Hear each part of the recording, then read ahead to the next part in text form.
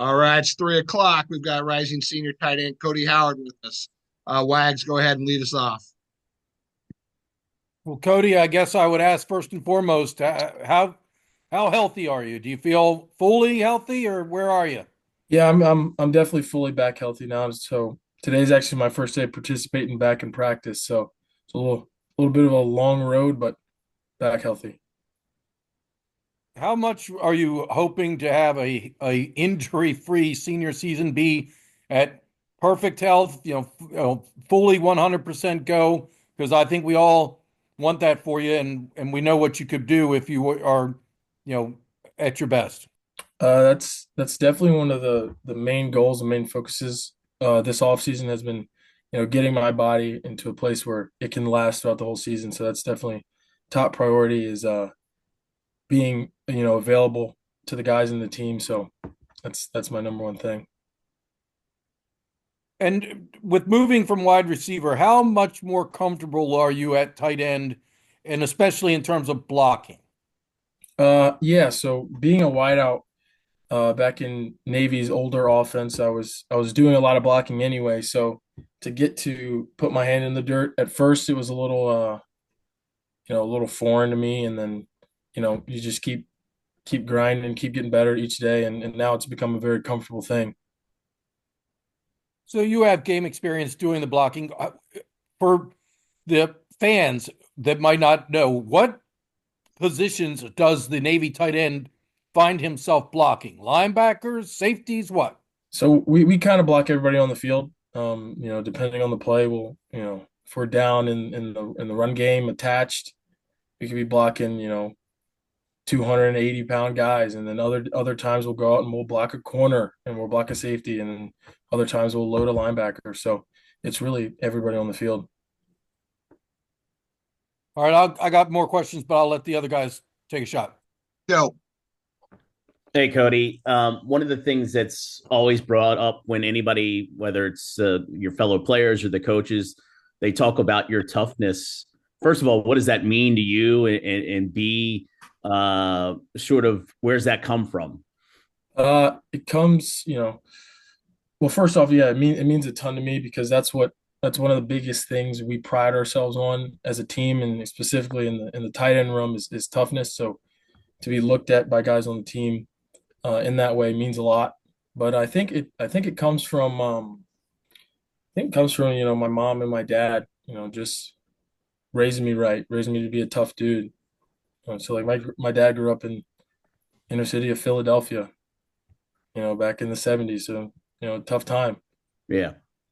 Um, Obviously, you guys have talked probably a lot about the success you've had this year, but if you talk to the coaches, the first thing they'll tell you is that doesn't mean anything going into 2025.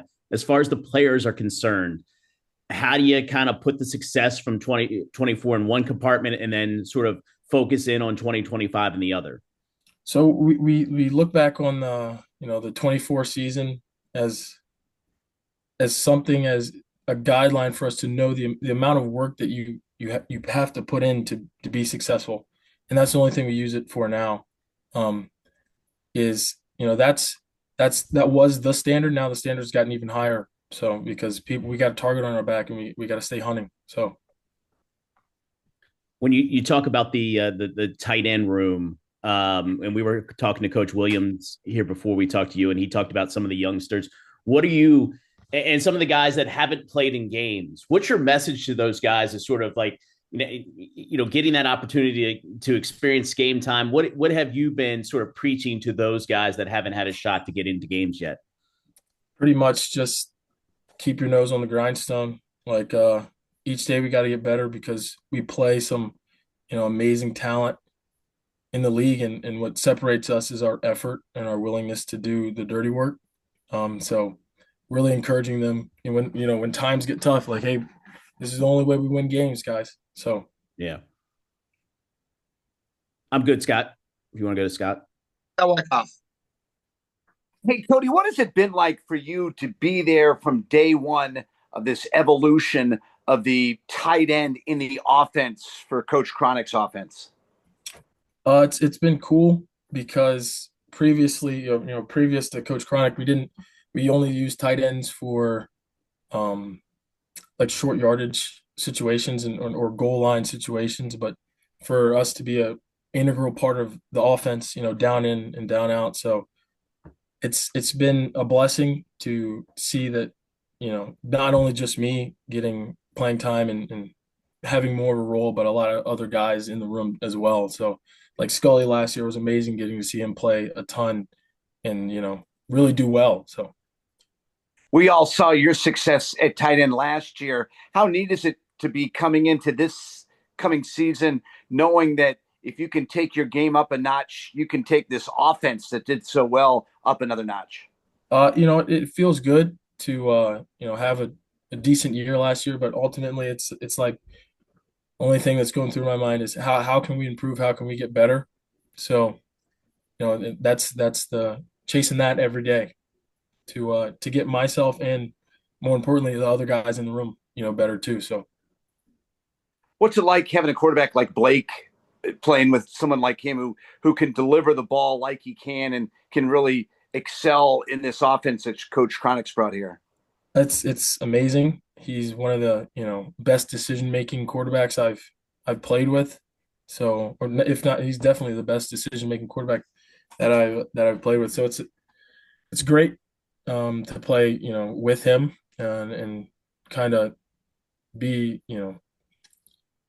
under his wing a little bit, because he's ultimately the quarterback leads the offense. So he's done a great job, and I don't, see that stopping. So One thing I've noticed in practice, not only last season, but also in spring practices, is the way that not only Blake and Brax deliver the ball, but the way guys are receiving the ball. Maybe in some past years, in the time back, you'd see the ball on the ground a lot. It seems like it's a real oddity now in practice when that ball's on the ground because you guys really demand of yourselves. Is that something that's you guys take a lot of pride in?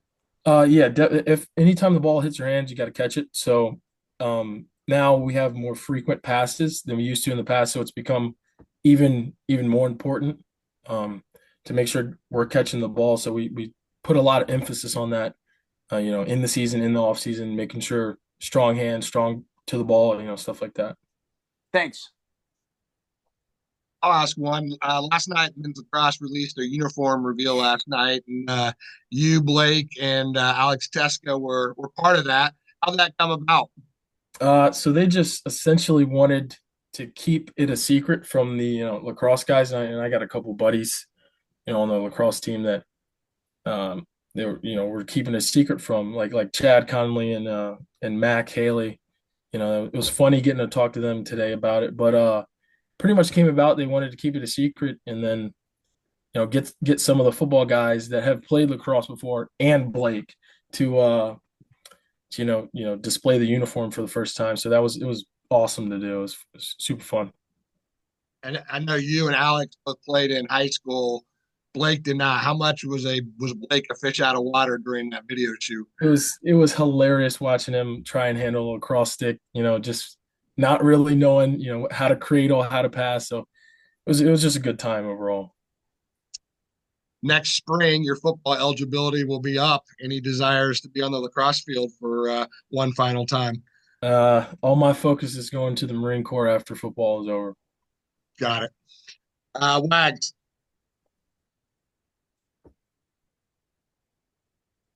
Yeah, that's what you and Matt Haley went to high school together, didn't you? So no, he went to St. John's, I believe. I was at Northern, but we played lacrosse growing up for a team called Cannon Select in Calvert County back in the Yeah, I day. knew you were from the same area. Hmm. Okay. Let's talk about some of the other tight ends. Whenever I've been out to practice, Jake Norris has been making plays. It appears that Jake is really making a move. What are you seeing out of Jake Norris? Seeing the world out of Jake Norris right now. Right now, he's the leader on the field because sometimes or a decent amount of the time I'm trying to get back, so I'm rehabbing, I'm running on the side, and he's really taken an awesome role in being filling that spot, being that leader that they need on the field, and not only that, he's making a ton of plays. Like he's blocking well, he's catching the ball well, he's running routes well. So it's awesome to see that out of him, and it's awesome to see the young guys starting to prove as well, and we can start depending on them too. Well, that was my next question. Theo Elwell and what is it, Will Miles Strauss? Yeah, yeah. What can you tell us about those young guys? They're improving. They're improving daily. Obviously, they haven't played in a game yet, so they haven't gotten that game experience. But they're hungry. They're ready to come in every day to work, and they're getting a lot better and getting to where they need to be to play. So it's exciting to see young guys doing as well as they are. So I'm really happy with them. So Coach Cronick told us at the beginning of the spring he'd like to get to the point where he has two tight ends good enough to put on the field together and use some two tight end sets. It's just a little something different. Do you think you're getting closer to that where you and Jake Norris could be on the field at the same time? 100%. Jake played last year. Jake knows what it is. He's done a great job, and everybody in the facility has complete trust in him. So I don't see. Well, we haven't done it yet, but I see it forthcoming in the future. So All right, thanks, Cody. Good to see you. good to see you too. Joe. Yeah, Cody, I was going to ask you, like, you coming from the perspective that you came from being a wide receiver, wide receiver in a high school offense that was kind of spread, and then coming to the Naval Academy, turning into tight end and doing a really good job of blocking from everybody. So what is the key to being a good blocker? Is it just effort? Or, when you got into that mentality, what was the key for you to sort of get to the point where you could establish yourself as a really good blocker? For me, the key was, I think it goes back to playing defense, So like I played defense back in high school. I always loved, like, you have to want to go out and seek contact. You can't wait for people to come hit you. So I think that's where it stemmed from, and I've always loved, the big hits. Like one of my favorite college, players back back when he was playing at Pitt was Paris Ford, smaller guy that would come in and just blow people up. So it starts with that, and then the willingness to hit, and then fundamentals come in after that. And once you get the fundamentals down, the only thing left is the willingness to hit. So do you guys feel like, I know obviously the win last year against Army was tremendous, and then going to Oklahoma and beating them, and now there's a lot more attention headed into this season that maybe that we've seen in years past. What's the conversation level on that, and sort of how have you guys dealt with that here? We're still a ways away from the season, but you already see early top 25s and all that stuff that's coming out. How do you guys deal with that? We're kind of just not listening to it really. Just gotta get up every day, like that not like that didn't happen, but like it shouldn't have any effect on what we're doing now. Like it was great. You love the guys that you did that with, that graduated, and you always remember that and be happy. But at the end of the day, you got to get better every day, because if you're not getting better, you're getting worse. How much do you think about not getting over the goal line against Oklahoma? That occasionally that'll creep into the back of your mind. Like, there's some you always, you wish you could get back, but I just got to be better the next time that my number's called. So sure. I asked Coach Williams earlier about, we were talking about sort of the targets that the tight ends get, and sort of last year, and how they envision as this goes along, getting more and more targets, and sort of the sort of changing the nature of what that position does. When you look at the younger guys, as you guys bring these guys into the fold, and sort of you see some of these bigger guys, when you think about what this offense could be in the future, do you also see a time where the tight ends are getting 3 or 4 targets a game, where you can play with 2 tight ends on the field at the same time in different formations? I definitely do. Like we have a lot of athletes in the room now. I think right now is some of the most athletic that room has been, and I think it's going to get even more athletic. From what I hear is we got young guys coming in that haven't gotten the facility yet. So it's definitely exciting. I'm ready for it. I'm willing to do anything that's asked of us, but catching balls doesn't sound too bad either. I love blocking, but I'll do anything. So thanks, Cody. Go Northern. Go Patriots, baby. Scott Wyckoff to finish us off. Cody, what did you learn and the biggest takeaway that you think will help you in your senior season with the dedication that you've had to go through in your career with rehabbing from injuries? I would say, not letting, negative things really have an impact on how you show up to work. Taking everything one play at a time, like, okay, this happened, what do we do next? Not worrying about, how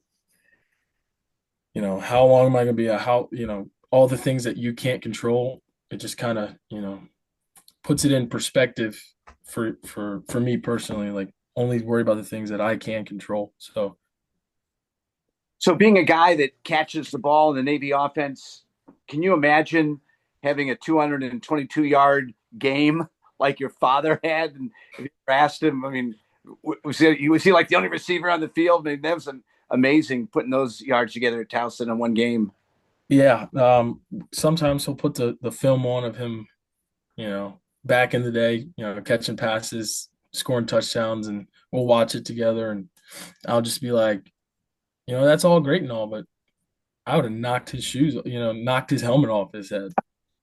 So, it's one thing, everybody plays a role. So, my dad's role was being the guy that always caught the ball, and punt returner, fair catch Freddy, stuff like that. So it's all about playing your role, and we just have different roles. So has that helped you being able to share experiences with your dad about being a college football player and the role that you're in? Definitely. He's given me a lot of wisdom, and a lot of the things that, I say in these interviews and the media sees, it comes from him, because he's been where I am right now. So not at the same school, but playing at the same level. So thanks. Good luck. Thank you. I've got one more to finish this off. Cody, who else recruited you, and was with Navy being local, were you always Navy your number one choice, or like how did that take place? So for me getting recruited, I definitely Navy was my number one choice. Like it was here, West Point, or I was just going to join, the Marine Corps, enlist. So those are my three options. And as soon as Navy offered me, there was really no going back. Then you caught 2 touchdown passes at Navy Marine Corps Memorial Stadium your senior year, right, in the high school state championship game. Yes, sir. So that had to be kind of cool, knowing that you were coming here to score 2 touchdowns in the state championship game. Yeah, that's definitely a core memory. Yeah, for sure. Awesome. All right, thanks everybody. Thanks, Cody. Thanks, Cody.